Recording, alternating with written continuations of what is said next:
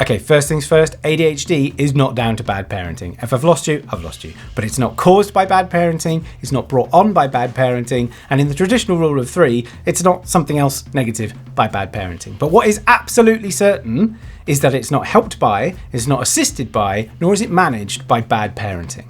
Now look, I'm a parent myself. My son's far too young for us to know if he's got ADHD or not, but still, parenting in general, that's hard, yo. I get it, right? And you throw ADHD or any neurodivergency into the mix, well, shit. My friends, if you're a parent and your child has ADHD, I salute you, absolutely. You're here, you're learning, I'm happy to have you. So where on earth does this stigma of ADHD being down to bad parenting come from? And what can we do to overcome some of the negativity that that stigma has? Let's have a dive in.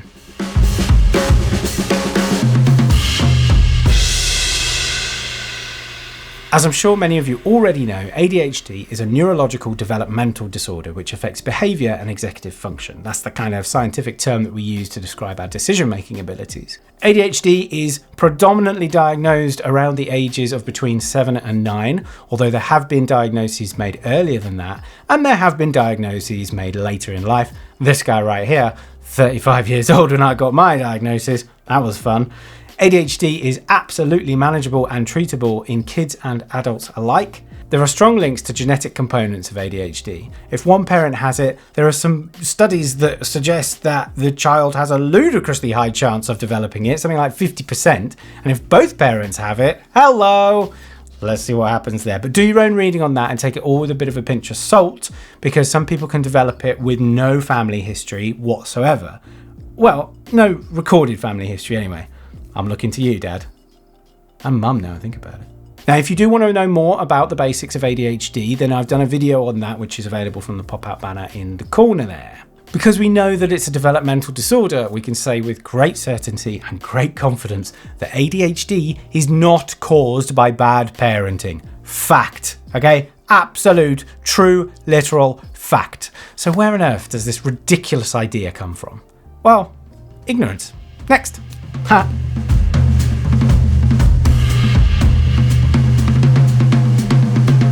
So that ignorance, objectively, it's kind of easier to understand why somebody who doesn't have interest or knowledge about ADHD might think that a child's bad behaviour is down to poor or inattentive parenting. We can understand why they do that because a lot of people who don't know about ADHD will misunderstand bad behaviour as a lack of discipline. And they're the sort of parents that would say, oh, well, your naughty step's not working very well, or that mum doesn't know about positive reinforcement. Well, yeah, thanks guys. Yeah, super helpful. The important thing for a parent of an ADHD child to remember is that that ADHD child can't control how they feel about things, nor can they control their behaviour in a lot of instances. Now, for someone looking in, of course, that can feel like an excuse, and they don't bother to ask why it's not an excuse. They just remain ignorant, and the ignorance prevails.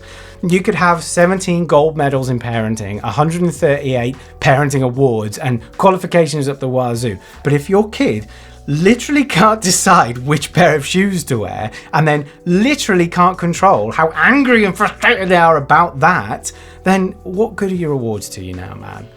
They can't help it. Why can't the kids help it?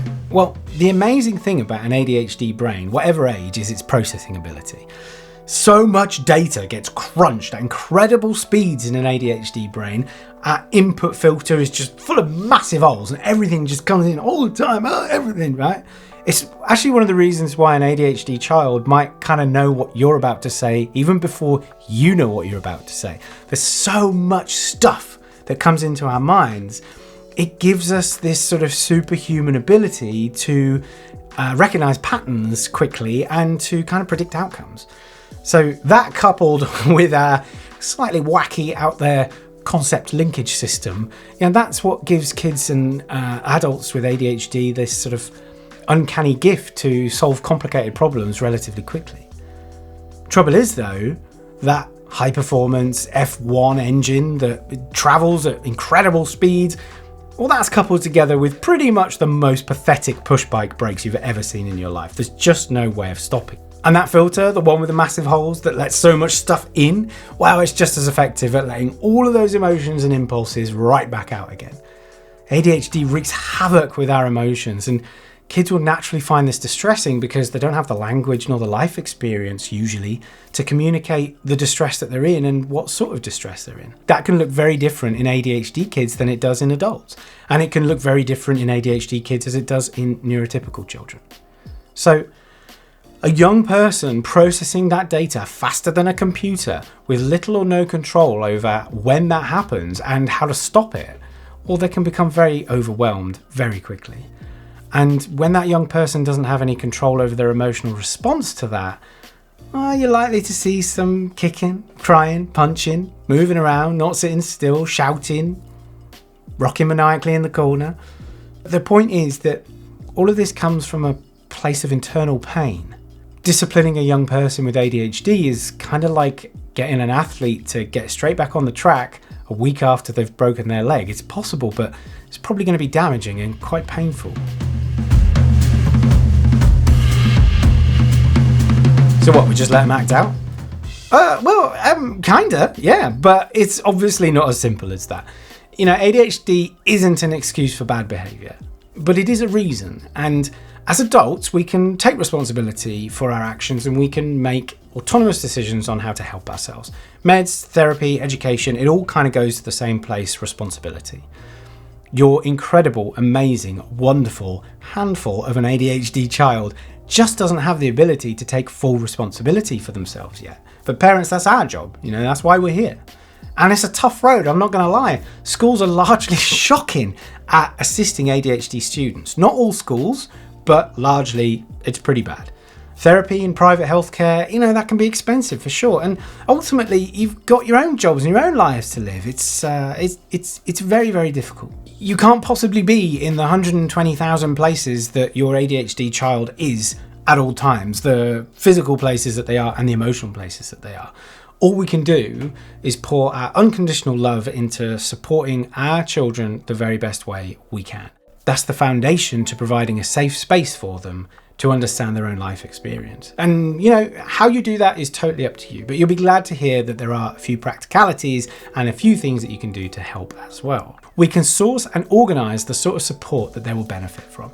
Now, it's easy for me to say that and just tell you that that's what we can do, but how do you do it? So in the description below, there are some links to some organisations and some charities that should get the ball rolling on this if you're struggling. Even if you're not struggling, it's probably worth checking out those links because you might find some new ideas, you might find some extra help that wasn't maybe available, wasn't on your radar beforehand. Links in the description. I really hope they help. So how can we stop people thinking that ADHD is bad parenting? It's tough talk time, guys. You have no control over what anyone else thinks about you, says to you, or thinks about your parenting. Sorry, you just don't have any control over it. You can't stop people thinking that ADHD is just bad parenting. And do you know what? It really doesn't matter whether you can or not. They can think whatever they want to. What really matters is how you deal with these negative comments and this stigma, and how you teach your kids to deal with these negative comments and this stigma. Now, you do, believe it or not, have some control over your emotional reaction to these sorts of judgments. It might not feel like it, and believe me, I understand what that is, but there are a couple of things that I do that I've put into practice that I'm going to share with you, and hopefully they might help you too. It might help your kids as well to overcome this stigma. And if someone says anything negative or something negative about your child, your parenting, or their ADHD, while it might be very tempting and preferable to go and smash them in the face, just take a breath and remind yourself that their opinion is not fact. You take a breath and you remind yourself that their opinion is not fact, because you've got the facts. ADHD is a neuro-developmental disorder. That's a fact. Your kids' behaviours are not their fault. That's a fact. Your kids' behaviours are not your fault. That's also a fact. And the fact that facts out the rest of those facts is that you're taking responsibility to assist and help your child through their ADHD struggles. Those facts alone are the antidote to your reaction to negative input. That's all that matters, your reaction. Your child's reaction matters too, but you can teach them this and they can learn how to do this as well. You know, the likeliness is that somebody that comes at you with that kind of small-minded idea is probably a dickhead anyway. And I would wager that your time supporting your child is just so much more valuable than the time that you would spend being angry at a dickhead. Like, you know, it is what it is. It's so much easier said than done. All of that stuff, so much easier said than done. I really know that. It takes time and it takes practice and energy, which is probably depleted anyway because you're a parent of a child with ADHD. But it does take that time, practice, energy, and commitment to learn how to regulate your emotions, recognize your emotions, and help out in that way. You know, if you have an argument with a parent in the schoolyard or while you're waiting to pick up your kids, then it just is. Like, don't beat yourself up about it. Beat them up about it. No, I'm only kidding. You've just got to be kind to yourself and understand that this process takes a long time, and that's okay. You are defending the honor of your kids, and in my opinion, which isn't fact, by the way, there's no more noble reason to stand your ground. Like, they're your kids, you love them, you should love them, and it is what it is. And you know, if you're in the mood to educate people, then absolutely do so. Make sure you're well read yourself, and then go and spread the word. Bang that drum as loud as you can. Send them this video, send them articles that resonate with you. Do whatever you can to educate the world on ADHD and how it's not down to bad parenting. And if that's not for you, that's totally cool too. That's kind of why I'm here. I hope I've given you some insight and some confidence that people who think ADHD is down to bad parenting are just ignorant. They don't know what you're going through. They don't know what your children are going through. But as always, if you're in any doubt, talk to your doctor. Make sure your kids are taking their meds if it's right for them. And most importantly of all, have a great day.